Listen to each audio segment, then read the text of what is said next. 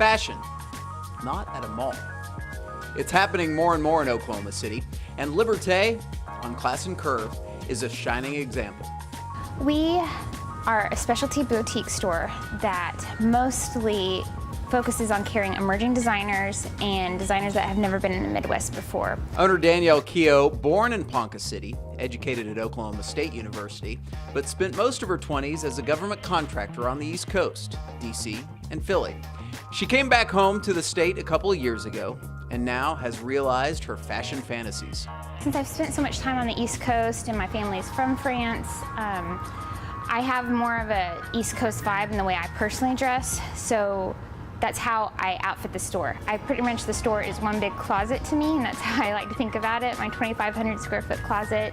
You know, whenever I was in my 20s, I really shopped at the mall, mostly a lot of Banana Republic, a lot of J. Crew, and I really loved that, and I loved the price points, and it kind of got me more interested in fashion. And the more I started traveling, the more that I saw the need for something more, something that had a little bit more quality to it, something that was gonna last me much longer than just a season or maybe a year. And that was kind of when the concept of Liberte started for me. And as I was moving into my 30s, I really saw a need for that because, you know, Banana Republic just didn't quite fit right because your body changes as a woman, and Ann Taylor wasn't quite the right fit for me either. So I started reaching out and finding all these new designers, and every time I traveled or I came back home to Oklahoma, people were always asking me, what was I wearing? And I had to introduce them to new lines that they couldn't find here, and they wanted to know where they get it. It was mostly New York, so that was the reason why I chose so many emerging designers or designers that had never been here.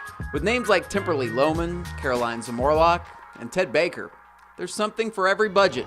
And in this case, high fashion meets high quality.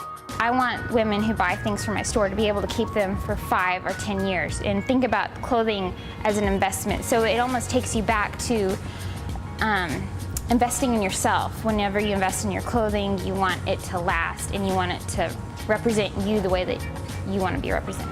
There's things in Oklahoma that you can't do elsewhere. Like, I would never be able to have this nice of a store and bring all these labels in here because the cost of living and the cost of manufacturing, everything is much cheaper to do here, and I can do things on a scale that I just couldn't do in the Washington, D.C. area.